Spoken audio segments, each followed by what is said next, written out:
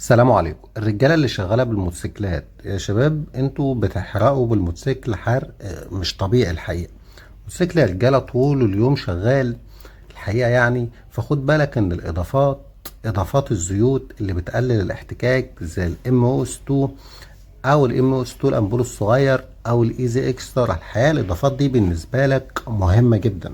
خد بالك الاضافات دي مش مهمه قوي للناس اللي مش شغاله بالموتوسيكل، انما بالنسبه للرجاله اللي شغاله بالموتوسيكل في الصيف حرفيا انت في اشد الاحتياج لاضافات من النوع ده.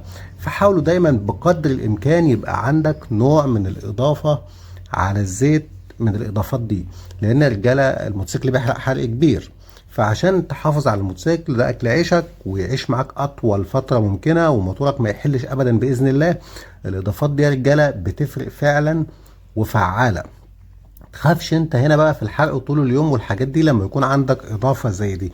بالاضافة كمان انك تبدأ تقلل من القرص الشديد برضو عشان مصدر اكل عيشك او سبب اكل عيشك يفضل بخير باذن الله. فخد بالكم يا رجالة، الناس زي ما قلت لو انت مش شغال تقدر ما تحطش اضافات، ده عادي، الزيت بيأدي المأمورية لوحده كويس. انما لو شغال حقيقة يعني برضو الزيت هيأدي، انما زيادة حماية وعشان ما تتعرضش لحاجة تزعلك او تعطلك، خليك دايما تتعايش بالاضافات دي من الضروري جدا.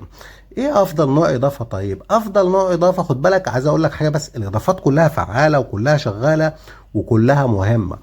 الام اس 2 الامبول الصغير برضو ممكن في منها اضافه، برضو الايزي اكسترا فيها اضافه. طبعا الاضافه اللي من النوع ده اصلا بتاعت عربيات، ولكن برضو بتتهيأ للموتوسيكل انك بتاخد منها كميه صغيره على قد الموتوسيكل، لان دي بتتحط على كميه الزيت بتاعت العربيه بتاخد كميه زيت كبيره 4 لتر تقريبا.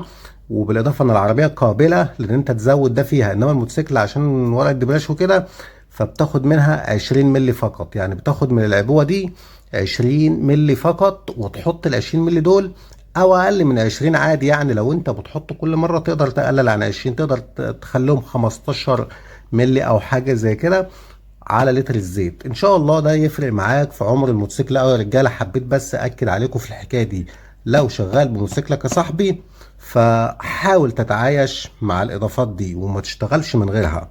احنا اتكلمنا قبل كده عن الموضوع ده، انما حبيت اكد بس على الرجاله اللي شغاله بالموتوسيكلات بالذات.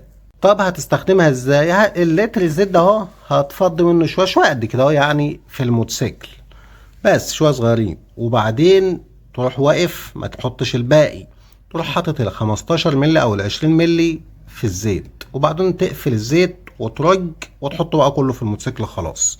دي طريقه الاستخدام يا رجاله. طب وبالنسبة لآخر وأهم حاجة بقى الإضافة دي اللي هي العبوة دي من الإضافة، سعرها كام؟ سعرها حاليا 500 جنيه. بس خد بالك ان انت ما تستكترش الرقم قوي، اصل انت العبوه دي 300 ملي، انت كل مره بتحط منها 20 وخليها 15، بلاش 20 كمان، انا شايف 15 يعني بتشغلها كويس لان انت بتحط كل مره يعني. تمام، بتحط 15 ملي من ال 300. فشوف يا محترم هتقدم معاك مده مريحه جدا. عيبها في سعرها، ولكن ميزتها في الكمية البسيطة اللي انت بتستخدمها. يعني انت كل شوية بتحط حاجة، لكن امبول الصغير ارخص بمسافة مريحة، انما هو بتحطه مرة واحدة بس، ودي مكلف جدا الحقيقة، لا انصح بيه نهائيا. حتى العبوة بتاعت ايزي اكسترا الصغيرة بتاعت الموتوسيكلات برضو سعرها النهاردة في العرض بتاعهم 150، بيجيلك واصل بتاخد 30 جنيه كمان 180 على 8 لتر الزيت. برضه عملية مكلفة وسخيفة الحقيقة يعني. فالحقيقة بالنسبة لعدد المرات اللي انت بتستخدم بالعبوة دي، انا شايفه اقتصادي اكتر. والسلام عليكم ورحمة الله وبركاته.